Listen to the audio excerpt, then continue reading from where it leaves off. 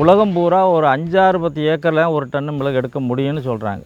நான் வந்து ஒரே வருஷத்தில் ஒரு டன் எடுக்கலாம். திப்ளி ஓட்டு போட்டு இந்த மாதிரி காய்க்க வச்சா இது 10 பயிர் தான். அப்படி பண்ணும்போது 1 கிலோ வந்தால் கூட வருஷத்துக்கு ஒரு டன்னு 8 லட்ச ரூபா வருமானம். இது வந்து கேரளாக்காரங்க ஒத்துக்க மாட்டாங்க, உலகத்தில் யாருமே ஒத்துக்க மாட்டாங்க. இந்த முறை இப்போ தான் நான் அறிமுகப்படுத்தியிருக்கிறேன். கருப்பு தங்கம் என அழைக்கப்படும் மிளகு ஒரு மலை பிரதேச தாவரம்.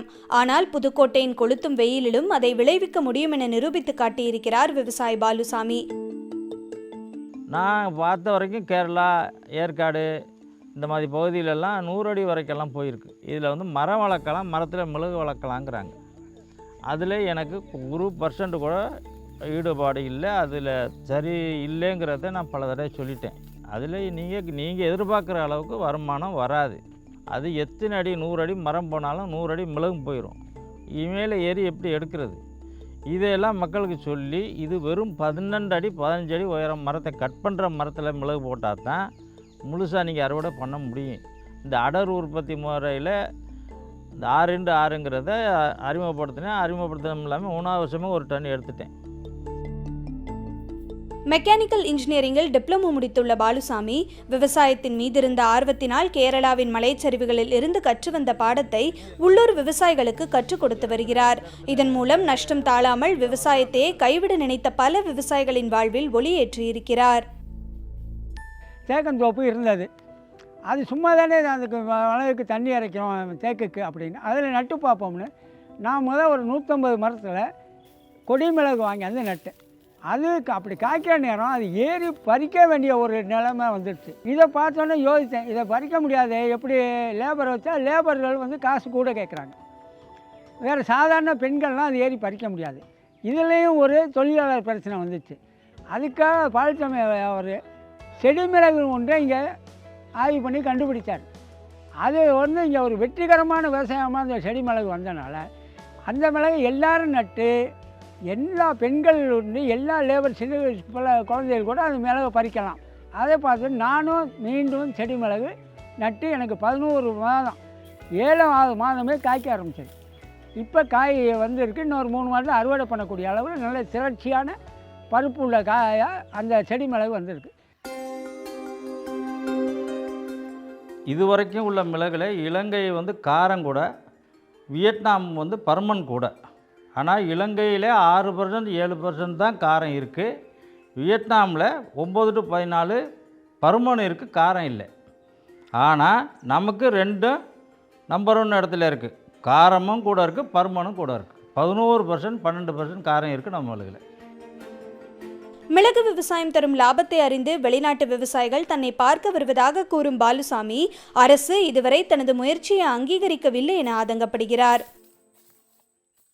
பிலிப்பைன்ஸ்லேருந்து இங்கே வந்து என்கிட்ட தோட்டத்தில் விளையிற மிளகு பூரா எங்களுக்கு கொடுக்கணும்னு சொல்லி ஒப்பந்தம் போட வந்தாங்க. அது மாதிரி இப்போ தென்னாப்பிரிக்கா, ஈஸ்ட் ஆப்பிரிக்கா, மலேசியா, இலங்கை இங்கேதெல்லாம் வந்துட்டாங்க நம்ம தோட்டத்தை பார்க்குறது. அது ஏன் வர்றாங்க அப்படின்னா இங்கே உள்ள மிளகு அங்கே வருது அப்படின்னு சொன்னால் அந்த அந்த நாட்டே வந்து இப்போ பெரிய வருமானம் தரக்கூடிய நாடாக மாற்றிடலாம்னு அவங்க நினைக்கிறாங்க.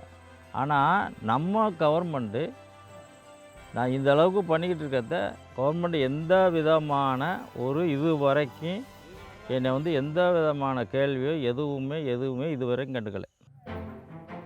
மிளகு விவசாயம் என்பது வெறும் லாபம் தரும் தொழில் மட்டுமல்லாமல் அது புதுக்கோட்டை பெண்களின் பொருளாதார சுதந்திரத்திற்கான கதவையும் திறந்திருக்கிறது. இது வந்து நாங்கள் பெண்கள்லாம் நிறைய பேர் எங்கள்கிட்ட ஒரு 10 லேடிஸ் தான் வேலை பார்க்குறா. நாங்களே பார்த்துக்குறோம் எல்லாமே. எங்களை பார்த்து நிறைய பேர் வர்றாங்க இங்கே இதெல்லாம் பற்றி தெரிஞ்சுக்கிறதுக்கு. லேடிஸே நிறைய பேர் என்கிட்ட ஃபோன் பண்ணி கேட்குறாங்க எப்படி செய்கிறீ என்னென்னு. நிறைய ஆர்வப்படுறாங்க இதை பற்றி செய்யறதுக்கு.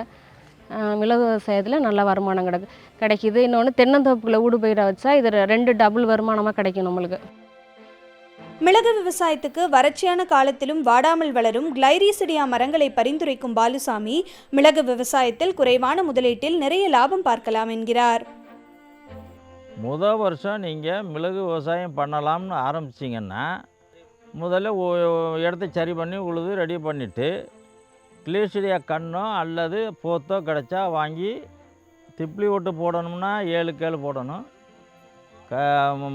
சாதாரண செடி கொடி போடணும்னா 6x6 போட்டால் போதும். இது மாதிரி செஞ்சிங்கன்னா திப்ளி ஓட்டு போட்டால் 1,00,000 ரூபா வரும். சாதாரண செடி கொடி போட்டிங்கன்னா வெறும் 60,000 தான் வரும். இதில் வருமானம் சாதாரண கொடி செடியிலெல்லாம் வந்து 3ஆவது வருஷம் 1 கிலோ வரும். திப்ளி ஓட்டுனா முதல் வருஷமே 1 கிலோ வரும். மிளகுன்னு ஒன்று இல்லைன்னா, நான் அதை விவசாயம் பண்ணலைன்னா, என்னுடைய அடையாளம் வடகாடு, புதுக்கோட்டை மாவட்டம், ஆலங்குடி இதுக்குள்ளே முக்கியஸ்தர்களுக்கு மட்டும்தான் எனக்கு தெரிஞ்சிருக்கும். ஆனால் நான் மிளகு விவசாயம் பண்ணி அதை அறிமுகப்படுத்தி பலன்கள் எல்லாம் சொன்னதுக்கு அப்புறம் தான் என்னை உலகம் பூரா தெரியுது.